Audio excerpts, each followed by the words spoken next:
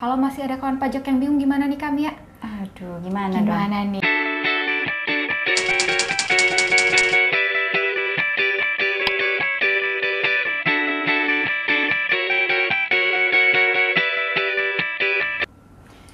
Assalamualaikum warahmatullahi wabarakatuh. Hai kawan pajak, bagaimana kabarnya hari ini? Semoga kawan pajak semuanya dimanapun berada selalu dalam keadaan sehat walafiat dan selalu diliputi kebahagiaan. Amin, amin ya robbal alamin. 2-3 ikan berenang, 3-4 semua tenggelam. Selamat datang di podcast asik KPP PMA 6. Baik kan pajak, sebelumnya kami ucapkan selamat bergabung di podcast asik KPP PMA 6. Dan podcast kali ini bersama saya Mia Dan saya Asri. Podcast episode kali ini kita membahas apa nih Kak Asri? Kita akan membahas Frequently Asked Questions atau FAQ PMK nomor 66 tahun 2023. Benar sekali. Sebelumnya untuk PMK 66 tahun 2023 yang membahas Natura ini sudah dijelaskan oleh rekan-rekan kita ya Kak Asri ya. Betul. Baik dari apa sih itu Natura, apa yang dikecualikan dari objek pajak, seperti itu ya. Di daerah tertentu. Ya. Benar sekali Kak Asri. Dan jika kawan pajak kemarin belum menyimak, boleh silakan disimak. Ada di video YouTube kami ya Kak Asri ya. Betul. Nah, di sini gunung, di sana gunung. Di Cakep. tengah-tengahnya kota Jogja. Cakep. PMK 66 buat bingung. Yuk gabung di sini aja. Cakep, baik. Benar sekali seperti apa yang disampaikan oleh Kak Asri tadi, memang pertanyaan yang akan kami bahas nanti itu merupakan pertanyaan yang seringkali kita dapat ya di KPP PMA 6. Dan ada beberapa pertanyaan yang tidak kita masukkan itu karena memang nggak terlalu sering. Jadi ini memang kita pilihkan yang sering-sering saja, yang frekuensinya memang cukup banyak ya Kak Asri ya. Ya. Baik, langsung saja ke pertanyaan pertama, yaitu apa batasan 3M? Nah, mungkin pertanyaan ini muncul karena dulu Natura atau kenikmatan ini merupakan non-objek ya. Ya, Non-objek dan tidak bisa dibiayakan. Ya.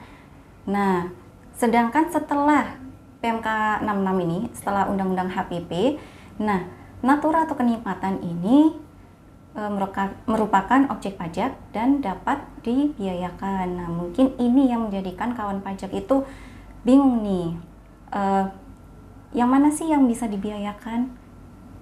Yang memenuhi 3M. Nah, mungkin kawan pajak lebih berhati-hati ini ya untuk memasukkan ke sini gitu. Baik, kita lihat dulu 3M itu apa sih? 3M itu yaitu mendapatkan, menagih, dan memelihara penghasilan. Betul. Nah, ketentuannya ada di mana? Ketentuannya itu tidak banyak berubah, tetap di pasal 6 ayat 1 dan ayat 2 Undang-Undang PPH. Jadi dapat dibiayakan sepanjang memenuhi 3M dan hal tersebut sehubungan dengan pekerjaan, gitu ya Kak Asri ya. Betul. Nah, mungkin masih ada kebingungan nih untuk menyimpulkan mana sih biaya yang sehubungan dengan pekerjaan. Bisa dijelaskan nggak Kak Asri? Ya, jadi untuk lebih jelasnya yang ada hubungannya dengan imbalan kerja, ya, biaya yang ada hubungannya dengan imbalan kerja, itu sebaiknya dijelaskan secara jelas dan rinci dalam kontrak kerja, agar nanti pada saat pengawasan atau pemeriksaan, kawan pajak dapat lebih mudah mempertahankan argumennya. Loh, ini kan sudah ada di kontrak kerja, nah itu kan berarti sudah merupakan imbalan kerja gitu, begitu ya. Jadi ada pembuktiannya gitu ya Kak Asri ya. Betul. Kemudian untuk pertanyaan kedua, nah ini juga yang sering ditanyakan, bagaimana sih ketentuan mengenai car ownership program dengan adanya PMK 66 ini. Nah, pada prakteknya di lapangan, skema car ownership program atau COP ini yang dilakukan perusahaan memang banyak sekali ya, banyak sekali tipenya ya, banyak sekali desainnya, skemanya, ya, dan sudah dilakukan sebelum adanya Undang-Undang HPP. Nah, pada umumnya skema-skema yang dipilih tentunya merupakan skema-skema yang win-win solution yang sama-sama saling menguntungkan antara perusahaan dengan karyawan. Nah, setelah Undang-Undang HPP ini berlaku, maka yang diberikan ini, si car ownership program ini apa namanya mobilnya ini, baik dalam bentuk fasilitas maupun natura, itu kan merupakan objek pajak, ya kan? Iya. Nah, makanya itu kena pajak. Iya. Nah, makanya sekarang ini bagaimana ya? Sekarang ini kita mendorong kawan pajak sebagai perusahaan untuk melihat kembali skema car ownership program yang sudah berjalan.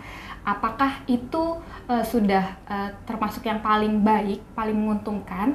Karena bisa terjadi dengan skema yang sudah berjalan, bisa terjadi ada 2 kali pemajakan nih. Contohnya car ownership program yang sudah berjalan yang menurut kami sebaiknya disesuaikan ya. Jika perusahaan membeli kendaraan masih atas nama perusahaan, kemudian diberikan sebagai fasilitas kepada karyawan A. Ya. Nah, kemudian dalam pemberian fasilitas itu tentunya ada PPh apabila karyawan A tidak memenuhi ketentuan yang dikecualikan dari objek pajak ya. Misalkan ada penyertaan modal atau ada memiliki penghasilan bruto rata-rata lebih dari 100 juta, maka kan ada PPh-nya di situ. Kemudian pada suatu poin nanti si mobil yang sudah diberikan sebagai fasilitas itu diberikan nih kepada karyawan A. Itu ada penyerahan natura di situ. Dan itu juga kena lagi PPh-nya. Nah, maka dari itu untuk car ownership program ini kita mendorong, kita mengembalikan lagi ke perusahaan bagaimana sebaiknya skema car ownership program yang saling menguntungkan. Apakah itu dengan PPh-nya ditanggungkah atau bagaimanakah, kita kembalikan lagi ya. Betul seperti sekali. itu. Jadi sehingga tidak terjadi 2 kali pemajakan atau yang penerima mendapat dipotong pajak tinggi gitu ya. Nah, selain itu mungkin ada skema-skema lain Kak Mia? Ya, benar sekali seperti yang dijelaskan oleh Kak Asri tadi. Skemanya ini, skema CUP ini memang banyak sekali ya Kak Asri ya. Jadi sangat tergantung pada dokumen yang menyertainya nanti. Misal kendaraan sudah atas nama pegawainya, maka ini merupakan fasilitas pembiayaan yang diterima oleh pegawai tersebut. Nah, bukan fasilitas kendaraan lagi berarti ya Kak Asri ya. Skemanya ini tentunya menentukan bagaimana nanti treatment perpajakannya gitu ya Kak Asri ya. Karena COP itu merupakan program, bukan penghasilan. Jadi harus dilihat skema dan dokumen yang menyertainya. Untuk penjelasan tunggal gitu memang nggak ada ya Kak Asri ya. Karena ini harus beragam ya. Karena beragam ini skemanya. Jadi harus dilihat case by case gitu. Mungkin memang kalau untuk pertanyaan ini lebih cocoknya ke KPP langsung kali ya Kak Asri ya, untuk betul. menjelaskan case-nya itu seperti apa, seperti ini loh Bu. Karena memang yang masuk ke kami itu juga memang bermacam-macam ternyata skemanya itu tentang COP. Baik, lanjut aja nih Kak Mia ke pertanyaan selanjutnya. Nah, baik, untuk pertanyaan selanjutnya, CAP 220 tahun 2002 apakah masih berlaku atau tidak? Nah, ini kita flashback dulu ya Kak ya. Ketika CAP 220 tahun 2002 ini terbit, natura kenikmatan itu dikecualikan dari objek pajak dan tidak dapat dibiayakan. Nah, oleh karena itu CAP 220 tahun 2022 ini memberikan fasilitas yang diberikan kepada perusahaan agar perusahaan tersebut dapat membiayakan sebagian pengeluaran yang kemungkinan pengeluaran ini beririsan antara kepentingan pribadi dengan kepentingan perusahaan. Namun ketika Undang-Undang HPP ini terbit, natura atau kenikmatan ini menjadi objek pajak dan pengeluarannya dapat dibiayakan. Jadi CAP 220 ini sudah tidak relevan lagi ya Kak Asri ya. Betul. Kenapa tidak dicabut CAP 220 ini?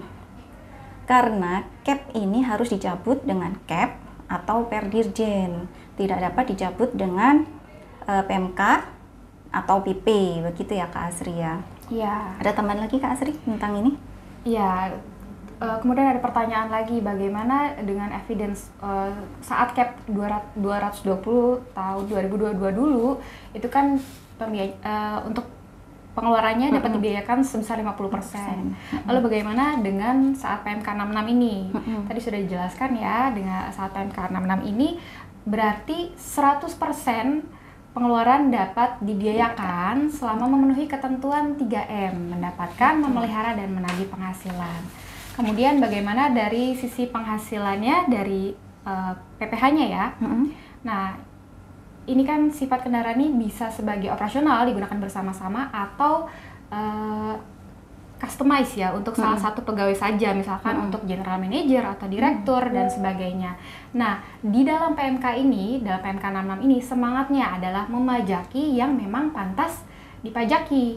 Jadi ada ketentuan di mana yang dikecualikan dari objek pajak adalah yang tidak pegawai penerimanya tidak melakukan penyertaan modal dan memiliki penghasilan bruto rata-rata setiap bulannya tidak melebihi 100 juta.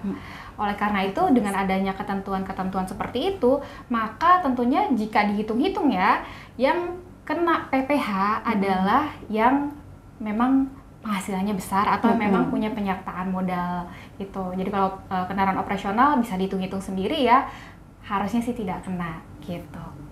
Betul sekali. Baik, mungkin cukup jelas. Kita lanjut ke pertanyaan selanjutnya, Kak Asri. Ya, pertanyaan selanjutnya, apa batasan perbedaan pengeluaran natura dan kenikmatan dengan pengeluaran untuk operasional perusahaan? Nah, ini kita sudah dapat kisi-kisi. Ya, kisi-kisi, pencerahan ya dari kantor pusat ya. Betul. Jadi ada 3 indikator pengeluaran terkait imbalan kerja yang dapat dilihat. Yang pertama, ada tidaknya imbalan kerja pada kontrak kerja, termasuk yang bentuknya natura dan kenikmatan. Yang kedua, apakah diatur dalam peraturan hal tersebut termasuk imbalan kerja atau bukan. Contohnya, fasilitas kendaraan dan telepon seluler dalam PMK 66 sudah tidak dibedakan lagi untuk keperluan operasional atau bukan. Dan yang ketiga, adanya intensi pegawai untuk mendapatkan hal tersebut. Nah, contohnya misalkan perjalanan dinas. Ada perjalanan dinas yang benar-benar murni perjalanan dinas nih. Misalnya 3 hari pergi, selama 3 hari memang ada meeting ya, atau mungkin ketemu klien. Nah, ada juga yang sebenarnya meetingnya cuma 1 hari nih, tapi perjalanan dinasnya 7 hari. Nah itu ya. Begitu ya Mbak Mia. Iya, benar sekali Kak Asri. Jadi memang tidak ada perbedaan antara pembiayaan yang berasal dari natura atau kenikmatan dengan pembiayaan yang berasal dari operasional perusahaan gitu ya Kak Asri. Sepanjang memenuhi 3M maka dapat dikurangkan dari penghasilan bruto gitu ya Kak Asri ya. Lanjut kami ya. Baik, untuk pertanyaan selanjutnya, apa batasan seluruh pegawai dengan pegawai dinas luar lainnya atau atas natura atau kenikmatan berupa makanan dan minuman? Nah, ini sehubungan dengan yang dikecualikan dari objek pajak ya Kak Asri ya, makanan dan minuman. Yang dimaksud dari seluruh pegawai itu ya merupakan pegawai-pegawai yang ada di tempat kerja tersebut dan memiliki akses untuk mendapatkan makanan dan minuman yang sama gitu ya Kak Asri ya, di tempat kerja. Jadi sifat kerjanya itu memang berada di tempat kerja. Nah, sedangkan untuk pegawai dinas luar lainnya, ini sifat kerjanya yaitu berada di luar tempat kerja. Misalnya itu seperti marketing, sales gitu ya Kak Asri ya. Jadi memang tempatnya itu ya nggak bisa bekerja di tempat itu, di tempat kerja, kantor, jadi harus di luar. Nah, untuk makanan dan minumannya ini disetarakan dengan apa yang didapat di tempat kerja. Kemudian bagaimana jika pegawai yang berada di tempat kerja kemudian diberi dinas nih ke tempat lain, misalnya pegawai akunting nih ditugaskan ke tempat lain. Nah, itu bukan termasuk pegawai dinas luar lainnya. Namun masuknya ke kriteria pegawai dinas perjalanan dinas dan makanan yang didapatkan itu termasuk dalam akomodasi yang didapatkan sehubungan dengan perjalanan dinas tersebut, begitu ya Kak Asri ya. Ada tambahan Kak Asri? Ya, jadi untuk meresum ya di pasal 5 ayat 1 PMK 66 ini point of view-nya adalah diberikan oleh pemberi kerja dan penerimanya memiliki akses yang sama untuk memperolehnya. Baik seluruh pegawai yang ada di kantor maupun pegawai dinas luar lainnya harus memiliki akses yang sama untuk dapat menikmati makanan dan minuman yang diberikan oleh pemberi kerja baik di luar tempat kerja maupun di tempat kerja. Begitu. Baik, untuk pertanyaan selanjutnya, bagaimana bentuk daftar nominatif pengakuan natura dan atau kenikmatan sebagai biaya dalam SPT tahunan. Nah, sampai saat ini daftar nominatif tersebut masih disusun oleh DJP. Namun, Bapak dan Ibu kawan pajak yang ingin membuat daftar nominatif ya, kalau misalkan nanti pada saat laporan SPT tahunan belum juga launching, bisa mengacu pada daftar nominatif biaya promosi sesuai PMK nomor 2 tahun 2010. Nah, gunanya daftar nominatif ini apa? Daftar nominatif ini berfungsi untuk membantu kawan pajak dan DJP dalam melakukan pengawasan atas imbalan dalam bentuk natura dan atau kenikmatan. Betul sekali. Semoga segera terbit ini ya formatnya ya. Iya, sudah ditunggu-tunggu. Iya, sudah ditunggu-tunggu pasti sama kawan pajak semua. Baik, sudah cukup jelas untuk pertanyaan tersebut. Kita lanjut ke pertanyaan berikutnya, yaitu apa peraturan perundang-undangan terkait yang menjadi rujukan kriteria natura dan atau kenikmatan yang harus disediakan oleh pemberi kerja dalam pelaksanaan pekerjaan K3, kesehatan, keamanan, keselamatan. Baik, untuk rujukan pemberian natura dan kenikmatan sehubungan dengan K3 ini itu cukup banyak ya Kak Asri ya. Biasanya perusahaan itu sudah menggunakannya dalam kesepakatan bersama antara perusahaan dengan pegawai, seluruh pegawai, dan itu pasti sudah sesuai dengan peraturan yang diterbitkan oleh kementerian yang membawahi usaha pemberi kerja tersebut. Begitu ya Kak Asri ya? Iya, betul sekali. Sudah jelas ya, kalau itu sudah tidak perlu ada tambahan lagi. Baik, pertanyaan selanjutnya, bagaimana ketentuan PMK 66 tahun 2023 atas PPh yang ditanggung perusahaan? Nah, PPh ditanggung perusahaan ini sudah diatur dalam Per 16 tahun 2016 sebagai kenikmatan. Konteks Per 16 ini dulu sebelum Undang-Undang HPP ya, itu dikecualikan dari objek PPh.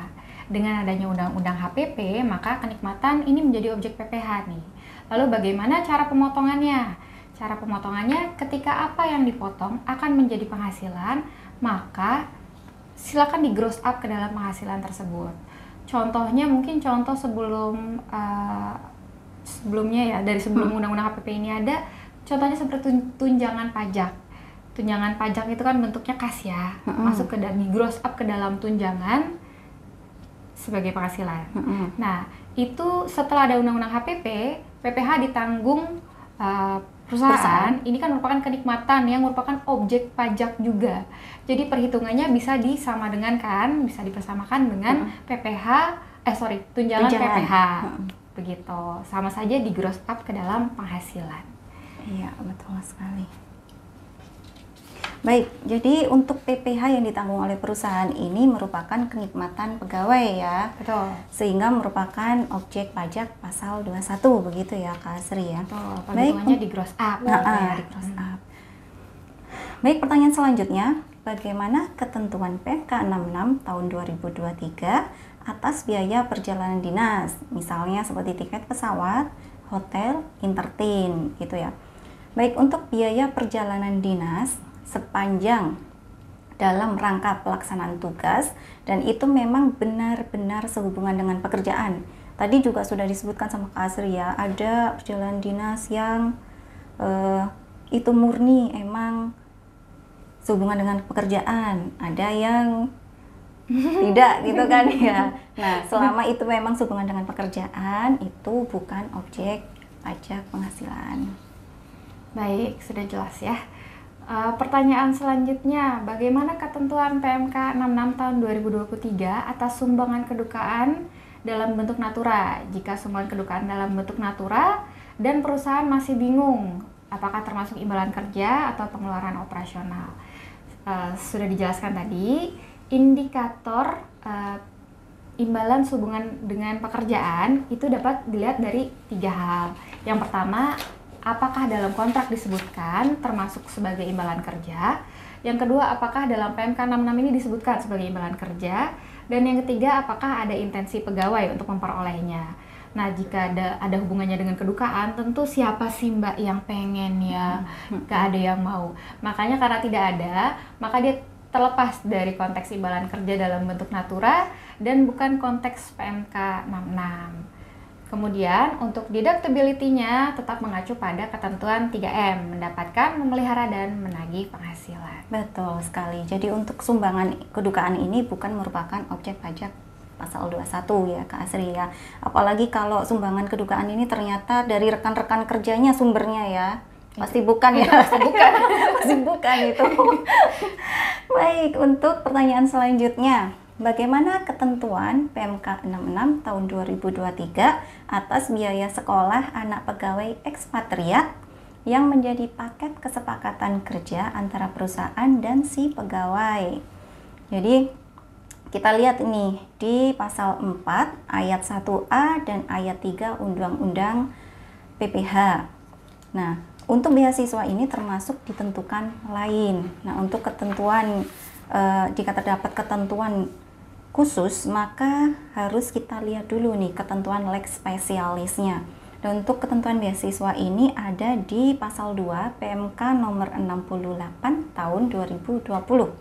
Apa itu ketentuannya? Yang pertama, biaya beasiswa dapat dikurangkan dari penghasilan bruto untuk menghitung penghasilan kena pajak. Kemudian penghasilan berupa beasiswa dari subjek pajak dan atau bukan subjek pajak yang memenuhi persyaratan tertentu. Persyaratan tentunya di mana? Persyaratan tertentunya ada di ayat 3, yaitu oleh penerima beasiswa yang merupakan warga negara Indonesia. Kemudian yang kedua, untuk mengikuti pendidikan formal dan pendidikan non formal baik di dalam negeri maupun di luar negeri.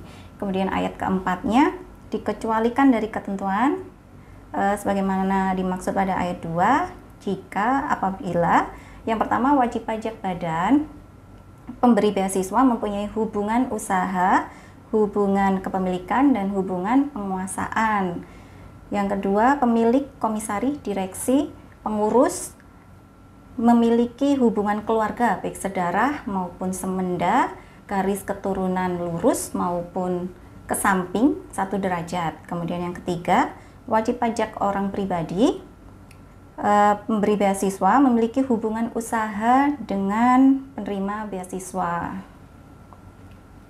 Jadi beasiswa ini yang diperoleh anak ekspat tersebut jika lolos ketentuan PMK 68 tahun 2020 maka bukan merupakan objek pajak dan deductible gitu ya Kak Asri ya? Ya, jika tidak lolos maka merupakan objek PPh pasal 21 begitu ya. Baik, pertanyaan selanjutnya, bagaimana ketentuan PMK 66 tahun 2023 atas reimbursement? Reimbursement ini kan pada prinsipnya adalah penggantian dalam bentuk uang. Perlu kita lihat juga reimbursement ini untuk kepentingan siapa, perusahaan-kah atau pegawai-kah. Nah, konteks yang diatur dalam PMK 66 ini adalah penggantian atau imbalan sehubungan dengan pekerjaan atau jasa dalam bentuk barang atau fasilitas. Sehingga ketika konsep reimbursement untuk pegawai itu adalah uang, maka itu merupakan objek pajak. Secara garis besar, kita dapat pahami sebagai tunjangan ya kami ya. Nah, dikecualikan dari hal di atas, reimbursement atas kupon makanan atau minuman bagi pegawai yang tidak bisa menerima makanan dan atau minuman di tempat kerja. Pada praktiknya, tidak semua tempat makan loh mau menerima kupon makanan, ya kan? Nah, betul sekali. Karena kesulitan tersebut, kedaruratan, dan untuk kemudahan, maka diaturlah skema reimbursement untuk kupon makanan tersebut dalam PMK 66. Nah, untuk reimbursement lainnya nih, selain makanan dan minuman, itu tidak diatur ya dalam PMK 66 dan sampai saat ini belum ada peraturan lain yang mengaturnya. Oleh karena itu, untuk menghindari dispute atau mengurangi dispute antara kawan pajak dengan DJP, maka kawan pajak boleh loh untuk mengganti skema reimbursement ini dengan langsung memberikan fasilitas atau barangnya kepada pegawai. Betul sekali. Wah, nggak terasa ya Kak Mia, sudah kurang lebih 20 menit kita menemani kawan pajak membahas FAQ PMK 66 tahun 2023. Semoga apa yang kami sampaikan cukup jelas ya kawan pajak ya. Semoga sudah tidak ada lagi nih yang bingung-bingung. Kalau masih ada kawan pajak yang bingung gimana nih Kak Mia? Aduh, gimana dong? Gimana nih? Kalau masih ada yang bingung, kawan pajak boleh pegang handphone, tarik nafas, hembuskan, lalu WhatsApp KPP ya kan Benar ya? sekali, jangan pegangan temennya ya kawan pajak ya, karena kalau pegangan temennya nanti temennya ikut bingung. Betul. Nah, baik kawan pajak, sebelum kami tutup podcast kali ini, kami ucapkan terima kasih yang sebesar-besarnya kepada kawan pajak yang sudah menonton podcast kali ini. Kami juga mohon maaf apabila ada perkataan atau sikap kami yang kurang berkenan. Jangan lupa pencet tanda lonceng agar kawan pajak selalu mendapatkan informasi terkini seputar perpajakan. Dan terus dukung KPP PM6 menuju zona integritas wilayah birokrasi bersih melayani.